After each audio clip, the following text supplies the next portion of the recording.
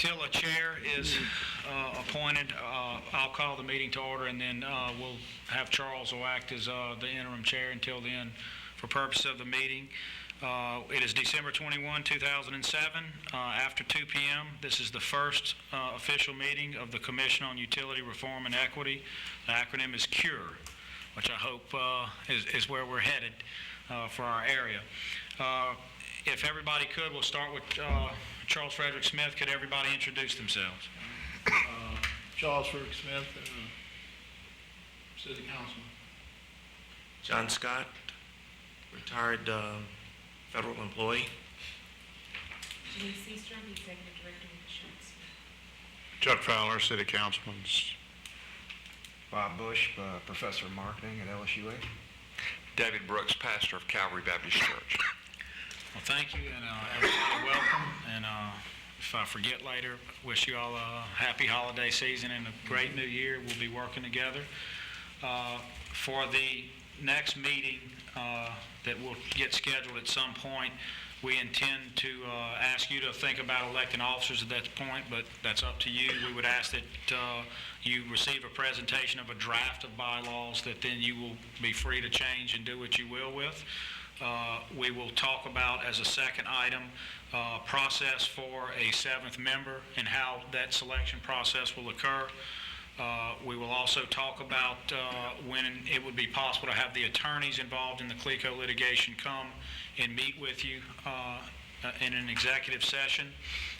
Inform the court through Ms. McGills, the Chief Operating Officer of the city, that as of today and until there's a motion filed in court, we will not divulge any information developed that's under seal. In other words, information that was developed as part of what is under that sealed order will not be provided, but there are numerous items that are on the public record about the nature of the case, and including certain confidential items that aren't part of the seal, but are the city's knowledge about things that we will share today and at the next meeting. And we have been careful to make sure and segregate which things we can do and can't do. We've also informed the court that we would proceed in that manner. If you look at the agenda that was provided, it states something to that effect in the agenda. But we also would like to have you, if possible, sign the court's confidentiality agreements. The two councilmen have already signed them, so that that's in place when we need to. We will then, as a fourth item at the next meeting, talk about the December 31 report, which at this late stage in the game will definitely be a report that states that further reports are coming, but it will outline a plan of action and have several statements included in it, and what I hope will be a statement on the sunsetting of the commission or when the commission would cease. The notion is that there would be final reviewable recommendations by this body at some point after the first quarter in 2008, and it probably will be extended to into the second quarter. Ultimately, we'd like to see what you produce forwarded to a more permanent infrastructure commission, and we probably will consider that a member of this commission will serve on that commission so that there's some degree of continuity, and perhaps this body would be best at that point deciding who from the commission should go on to serve on the longer-term infrastructure commission. So a statement about the sunsetting of the commission. The idea is that this would not be a permanent oversight utility commission, but a commission that is in blue ribbon status to address problems and make recommendations. If this commission finds that a sunset is inappropriate and that longer-term oversight is needed, then we'll address that at that point. We will probably have in that initial report a statement on the needs of the city of Alexandria. We will probably have a short statement because we are in litigation about retail versus wholesale options and what that means to the citizenry. We will probably have a statement on the need for documents, information, testimony, and tools that you need from us to be provided. We will probably have a short list of that will be all the ordinances that are involved in the utilities for the city. I think there's some Shepherd Center material that we'll need at some point. We probably will need to be speaking to an economist would be one of the people that we might have testify, and we'll be looking to Dr. Bush to help with that. We, at some point, you will be reviewing perhaps summary material that is in the form of the KPMG report, which everyone has heard so much about and not seen. We will have requests for proposals that you may look at that tells you what other players in the region have been doing. There's a Black and Veatch rate study that was performed when Marcus, and let's say 12/17/02 is the report. That study is probably to a great extent outdated, but there are key parts of it that still get you thinking about the right questions. We will probably have the testimony of one of the commissioners, Janice Seastrunk, or a designee of Ms. Seastrunk on issues that have to do with indigent folks and those in need in the area. We envision that we would have the testimony of certain larger end consumers. I know that Glenda Stock has indicated to me some concerns about things, and again, we're getting ahead of ourselves, but people have a lot of different notions about what we can do from the commercial end as well. I know that Buddy Tudor has talked to me about some notions of things that he would like to see. I certainly think we ought to be talking to UTLX about their needs as a big consumer. And so there'll be a lot of folks that will offer in the business community to come forward. Some of the larger churches have a big demand. And one of the reasons behind Pastor Brooks being asked to join us is because in addition to knowing him and thinking he will be a fine member to serve, he is a larger end consumer with his facility. And I believe that it is entirely appropriate, and we have an initial indication through Ms. McGill's that CLECO would like to address this commission and tell you things, and we think that is certainly appropriate, and really excited that they brought it up. It was something I had in my original note, and I was thinking it would, it would be something we'd have to work through, and they already called and asked Kay to make sure and ask if they're going to have that opportunity, and certainly the answer is yes, they will have that opportunity. Next statement would be a statement about rate reform and what that means. Ladies and gentlemen, that is a touchy subject. There's a notion that anytime you tinker with one end of rate reforms, it does something on the other end that hurts people. There's always a perceived dichotomy between resident users and commercial users. We believe that that is not necessarily the case, that dichotomy does not have to exist, that there's only two things on each side of a versus, but rather a way to restructure things that's better for everyone and still help the city.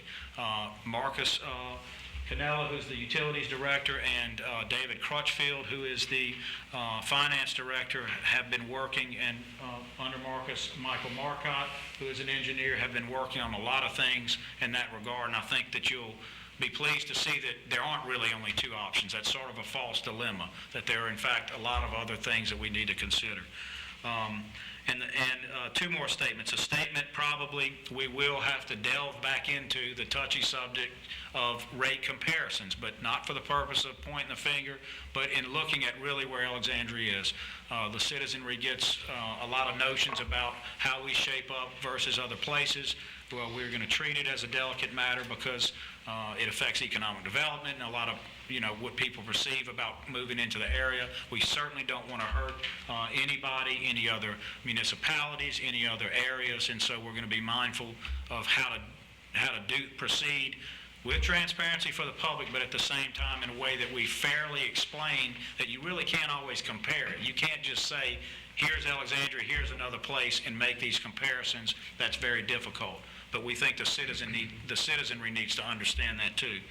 And I think as a final statement in the December 31 report, and I know this is ambitious, everything that we're talking about now, that we might have some kind of statement put together, if you can agree on it, about natural gas trends. And you may elect to wait until you've talked to some experts at that point before you say that. But I think the citizenry at some point needs to know some of the issues that surround natural gas, since for Alexandria we've been so dependent on it. And that is the sum of I guess my responsibility in kind of charging you. If you look at the outline, we had an introduction and then charge of responsibilities. The charge of responsibilities in more specific purpose, just to get this on the record, is To study in comprehensive fashion all aspects of the City of Alexandria's several departments within the utility, including electric, water, gas, and sewer, and to include recommendations for rate reform, best practices, privatization concerns, if there are some, and that gets into that retail and wholesale thing, and further, as you might deem oversight is needed from time to time, and whether that should be a continuing function of this commission. Also, to study in comprehensive fashion all aspects for settlement opportunities in the litigation titled City of Alexandria versus Clico Corporation, and to recommend to the public and City Council regarding any frameworks for resolution and other opportunities which you deem best serves this community. And also to rank the order of those things. In case some things get knocked off, and that can happen, things can change, we probably need to have a ranking of where we would go next, what we would call cost alternatives or best and least cost alternatives. We probably need to go over two. That's the charge. The commission is being set up pursuant to the Home Rule Charter. It will be a 7-person commission when you elect your own last member. We envision that member would be an expert member, that person will be a member that doesn't necessarily come from Alexandria unless we find somebody, but in some ways it may be appropriate not to have the person be from here so they don't have a stake as you do maybe as residents and paying bills yourselves at home, but that this person would be an expert in utilities. And so it could be an engineer, it might be a numbers person, but I want you to all be thinking about that over the holiday, of people you might have in mind. Get on the internet, do some research. Perhaps the person's as close as Baton Rouge or somewhere else, so that, we're not talking about having someone have to fly in, obviously, but we do need to think about that, and I hope that y'all will give that some thought over the holiday. We will comply with all open meetings laws. This meeting is being recorded, of course. In your open session, they will be that way. In a moment, I will ask you to entertain a motion to go upstairs and have an executive session to talk about confidential matters. We are in a litigation sense, so it's perfectly appropriate. I will tell you that some in the media and the public never think it's appropriate to have executive sessions, and I understand that. And so you will start taking heat for that right off the bat. We'll perhaps talk a little bit at some point about media relations. I think as a commission, you need to decide how you want to handle that. Sometimes it's appropriate as a commission to think about not issuing statements unless you issue it as a joint body, so you don't have individuals being pitted against each other, and I would suggest that, having lived through my first year in office, that may be an appropriate thing to do. You will have people stop you in the grocery stores and elsewhere to ask you about this and give you ideas, so just get ready and get used to it, because that's going to happen. Marcus Cannella will serve as an ex officio member and be the secretary to the board. He'll be responsible, or his designee, to provide you with information, make sure meetings are recorded, and so forth. Chuck Johnson will act as the parliamentarian and legal advisor if you have legal questions. If I'm not here, Kay will be here for all meetings, or she will have a designee here. And that will be the structure and organization and purpose. And with that, we probably need to move on. The next item was outline of committee structure. That was a suggestion to you all that you perhaps think of having working committees at some point within the body.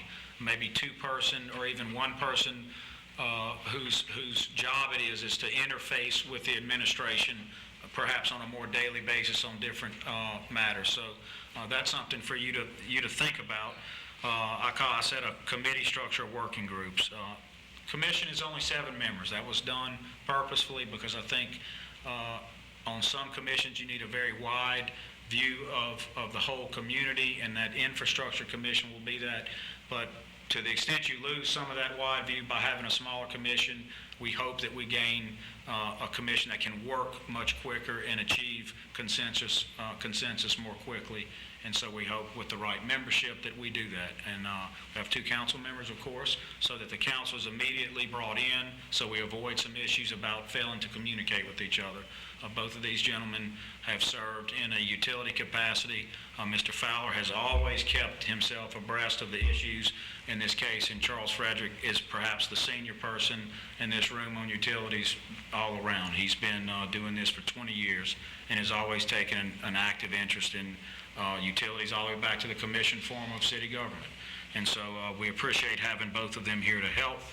I think that's it, and I guess discussion of the appointment of the 7th member, we could maybe, y'all could defer that maybe till the next one. And I would ask that you entertain a motion at this point from one of the members to go into executive session to follow what is under 5. Also moved. It's been moved, Second.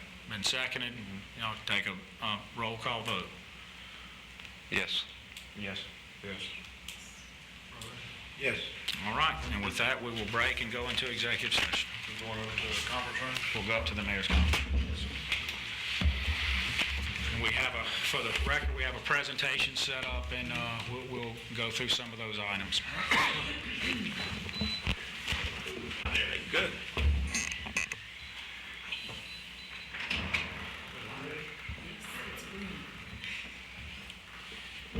I move we go back in section.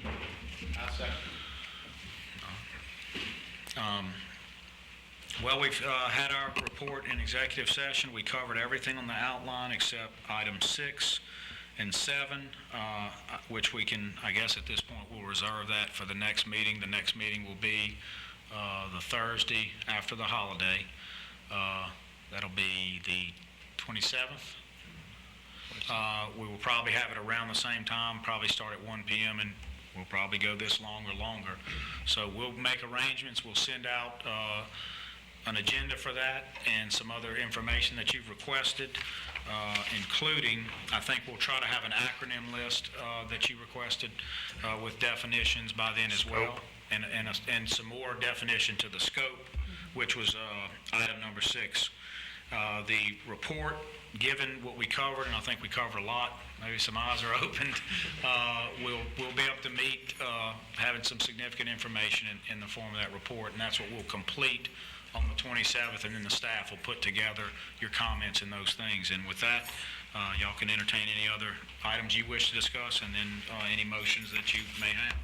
Thank you. Is there any other business? If not, I'll move to adjourn. Second. All right. Executive session again. We will, yeah. There's a couple things to go over first. I think we're on, so I guess Chuck can call.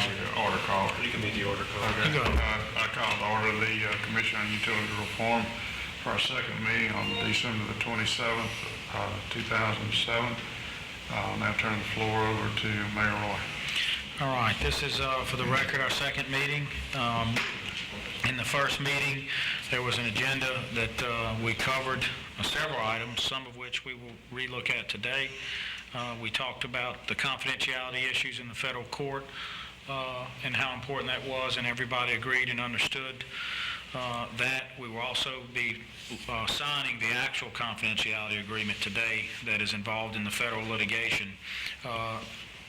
Since the last meeting, I have written to the federal court with the opinion of the attorneys in the CLECO litigation, a letter which states that dear Judge Drell, we received from Mark Pierce, who is one of CLECO's general counselors, permission to write the court and let the court know the following: that with regard to the agenda for December 21, 2007, and that would be inclusive of today's agenda and any others, the meeting of the Utilities Commission, known by the acronym C.U.R.E, there will be no violation of the court's previous orders of confidentiality. The persons on the commission will be asked to sign the confidentiality agreement to the court, and if at such time a motion is filed with the court to allow the commissioners to review the KPMG report or any other matters generated in the litigation and subject to the order of confidentiality, those documents will have already been signed. In other words, at the point that Mr. Johnson, who is city attorney, would file a motion with the federal court to put all of you under the agreement that's in that mediation, and we expect there could be objections by the other parties in the litigation. We don't know that, but assuming that there could be, that when that's entertained, you will have already signed this agreement. But even though having signed the agreement, we will not violate anything in that order until the judge acts on it. So we will continue as we did last time, talking about issues that still are protected in the sense that they involve attorney-client impressions and impressions of our expert, but are not items that were generated and or are part of the CLECO mediation. In other words, they weren't produced in the mediation or in discovery in that case. There are, of course, multiple items, as Mr. Fowle is aware of, other things that we can talk about that are subject to an executive session, for example, security issues that we talked about, and the litigation itself, just as long as it wasn't produced in the mediation process. For example, the lawsuit and the allegations, we can discuss those things because that's a public record what the allegations are, and indeed we'll do that again today as we started at the last meeting. The letter also forwarded the resolution of the city council, or the draft. I'm not sure if the clerk has signed it yet, but there's a resolution that I'll give you today that details the formation of the commission. I think there was a letter from Kay McGill dated December 26 that just stated, "Dear Judge Drell, see the letter attached of Mayor Roy," and the reason for that is I wrote the letter on December 20. There was no staff really here to get it out. When we came back from the holiday, Ms. McGill's sent my letter and her own letter. So CLECO is aware of that letter, and I don't think that they had any problem with us contacting the court to let the court know that we intended to stay within the confines of the order. Indeed, that's what they want us to do. There are concerns, of course, always, and I hear it from time to time, and even having the last week, about staying within those confines and making sure that confidentiality with regard to the things in the mediation occurs. For the record, I have no concerns about that, having talked to you and knowing your full understanding of that, and knowing that there's no information that would be coming out of this body for sure. Can't speak for everyone else in the whole city, but I'm quite confident about that, and I'm not going to worry about that any further. Let's see, that was the confidentiality, the nature and allegation of CLECO litigation we talked about at the last executive session. We'll go back into today. We talked about the nature and structure of power supply agreements. We talked about how there can be an all requirements agreement at the last meeting where you would have someone supplying everything. We talked about our equity interests and swap and LEPA and went through that. We talked about the nature of a supplemental agreement and multiple other items with regard to that. Settlement opportunities we'll reserve and talk about only in the executive session at this point. We talked about repowering of city assets, and again, I just covered the net swap and LEPA. We did touch on, I think in pretty good amount of detail, rate reform. All of those, again, for the public's review of this, because they will watch this meeting at some point. The rate reform issues very soon will be something we would have to have basically in an open session. As in terms of how that interplays right now with the litigation, it does. And I think that all of you saw some of those things when we had the last meeting, and so it's understandable that that would remain in executive session as well. The infrastructure security discussion is obvious and speaks for itself. At this time, I have worked with the staff to come up with a basic set of bylaws that I think you could entertain adopting. We'll present those in open session, and the public can see the draft and so forth today, but we'll go ahead and talk about it at some point in open session, because I believe that that's something that would not be subject to an executive session. I have some copies coming down for you. They're very basic. You can look at those. We can send home a draft, and you can decide if there's some changes you need. I think it gives the commission some freedom to make some decisions, and that's what we all want. We want you to be have that freedom to be self-governing to the extent that's allowed. There are some strictures, and you'll see those in them under the charter. We talked about at the last meeting being a body that's really an adjunct of the administration, an adjunct of the city, if you will. The commission cannot outstrip in any way the authority of the council. The commission could not, for example, be given subpoena authority, but if the commission needed someone to come before it, which authority you will have to be able to ask, and they refuse, the commission could petition the city council for the council to use its subpoena power, which it does have.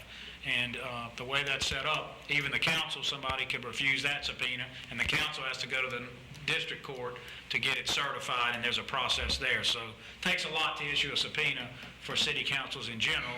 You got to be serious about it when you do it. But it is something that I guess could theoretically come up at some point. We don't envision that we would use this process in any way to thwart what is going on in the federal court. In other words, we don't envision that we would recommend to you from the administration's end, nor do I think the council would ever entertain the issuance of subpoenas and so forth to CLECO about litigation matters. In other words, that's occurring in court. There's a process for that. The purpose of this commission is not to thwart that in any way, and I'm sure that there are concerns about that.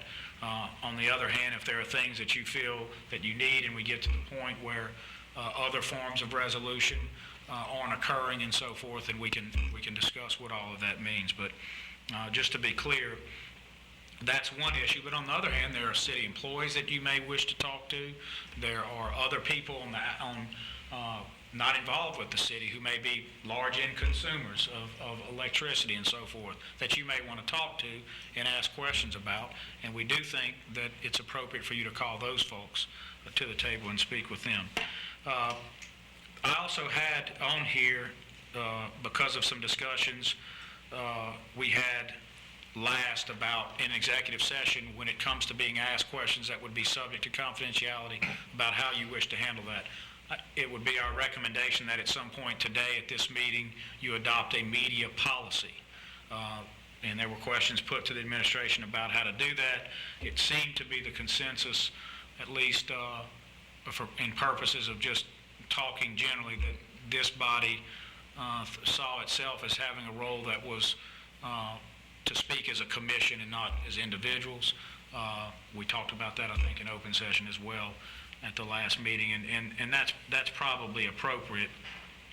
I take particular note, again, ladies and gentlemen, that for the second meeting in a row, despite all the cries of transparency that the media wants to see in all of this, and despite our best efforts to do that, we're again in an empty room without the media, despite the notices having been done. I think correctly. I hope that it doesn't turn out that that's what's wrong, but we're 2 meetings in and no media, in what I consider to be one of the most important policy-forming groups that we've seen in the city's history. So just for the record, I don't think any of you stopped anybody from coming to this meeting. We are on TV right now, by the way. We are on TV, and I don't know that these were run through our loop, but I have asked that these meetings, both of them, be run back-to-back on our loop.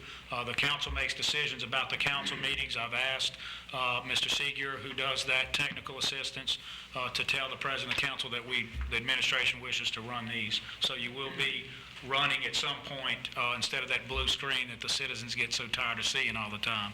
So they will get a chance to see this. I also thought we might discuss the appointment of the 7th member, just how you want to go about doing that. That would be another item to do in open session. Outline of the committee structures and working groups. I think we probably could get through some of the bylaws first. Number 5 is to go back into executive session and go back through, plow through some of the same material you saw in the presentation last week. Number 6 was an open session item, assignment of general policy statements, consideration of sunset statement. These are all the things we talked about last time that would be in an initial report. Kind of had a notion that maybe each of you would make a statement about what the commission is to you, and then work on, of course, together the general policy statements, and we have several, and we went over them last week, and for the record, we can kind of briefly say what they are again.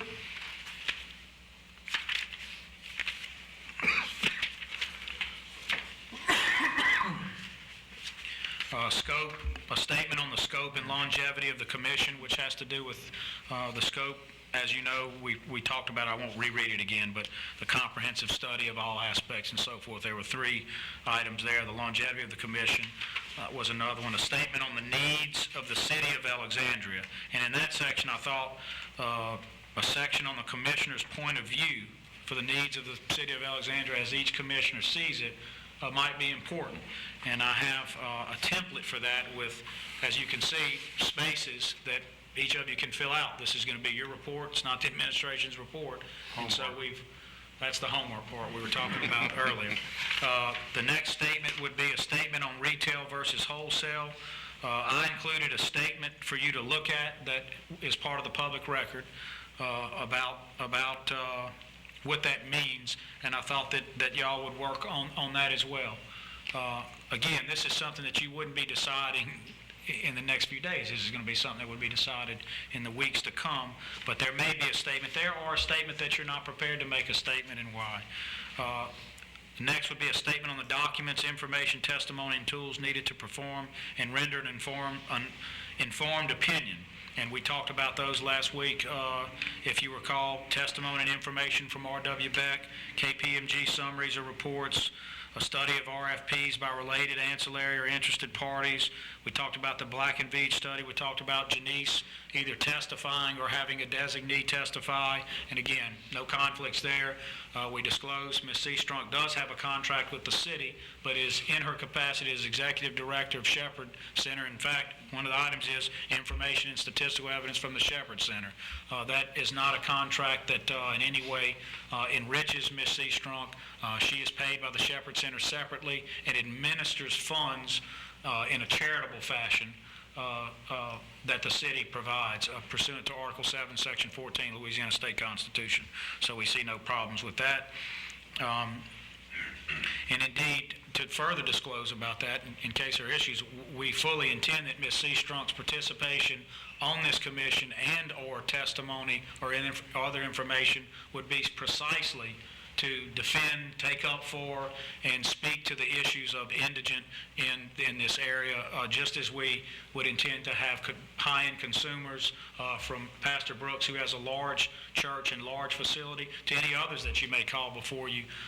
We had talked about maybe Ms. Stock, who has several McDonald's, all of those people that have different needs and have expressed interest to us.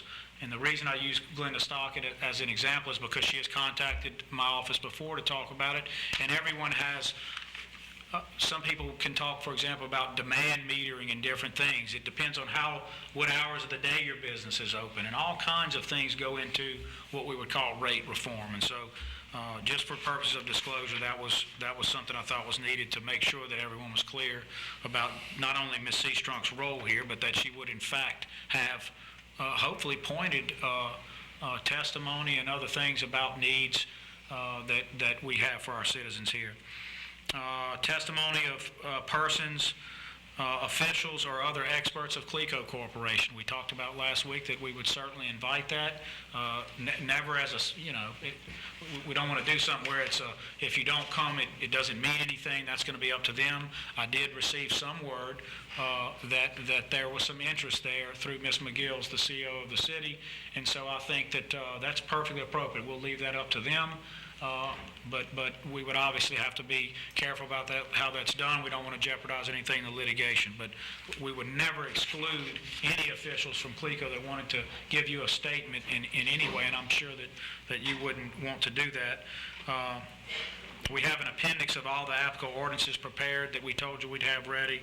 I talked about Shepherd Center statistical information and maybe testimony from an economist. So those are all the things that we would maybe have some statements on from the standpoint of you guys and what you think we should do. A further one might be a statement on rate reform, a statement on rate comparisons in the region, which I told you it's probably the touchy one. You may wish to defer that one for a little while. A statement on trends in natural gas pricing.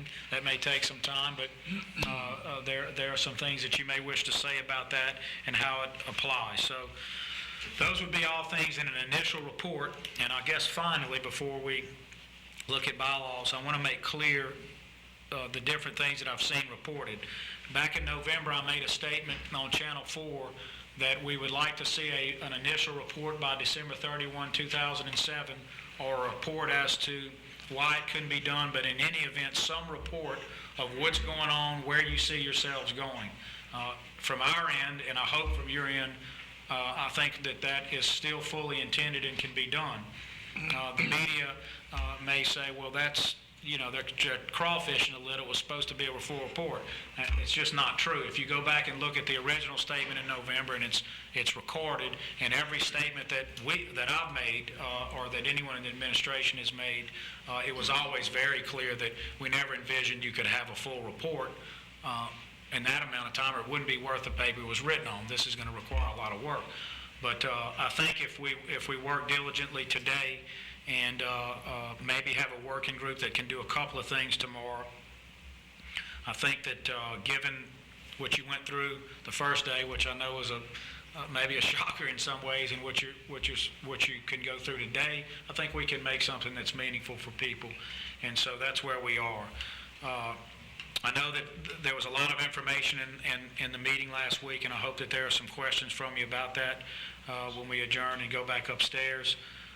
I think that there was a lot of information given. When I say I know it was a shocker in some ways, I don't want people to think, again, that's not about the litigation. It was about looking at the structures of things and where we need to go and the scope, I guess, of the decisions you have to make. And that is probably a good synopsis of where we are without having published minutes to you today. As you can see, the last items 6 through 9 covered the 7th member or deferral on that. And so with that, I guess we can start and talk about bylaws, and then hopefully get through that pretty quick and get upstairs.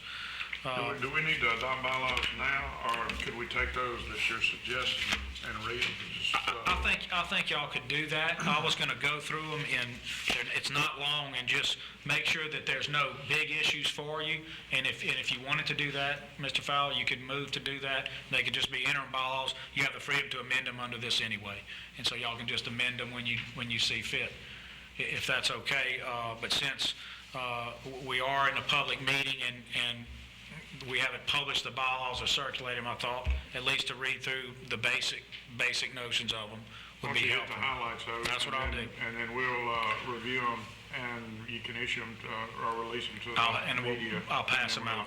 Yeah. Okay, the purpose and scope of the commission: promote the general welfare of the citizenry by ensuring appropriate recommendations for fair and equitable rate structures and the several Alexandria utilities, and to consider the contractual issues surrounding and litigation with C.U.R.E Corporation, to avoid, if possible, protracted litigation or make recommendations for litigation without further delay, and to recommend the methods for a comprehensive review of the relationship between the City of Alexandria and C.U.R.E and the city's responsibilities as a municipal utility. So again, it's not all about any litigation. It's about a much larger, longer-term view. That was Article 1. Article 2, C.U.R.E is organized exclusively as a mayoral commission pursuant to the Alexandria Home Rule Charter and does not seek legislative, administrative, or rate-making authority. It is a part-time adjunct of the City of Alexandria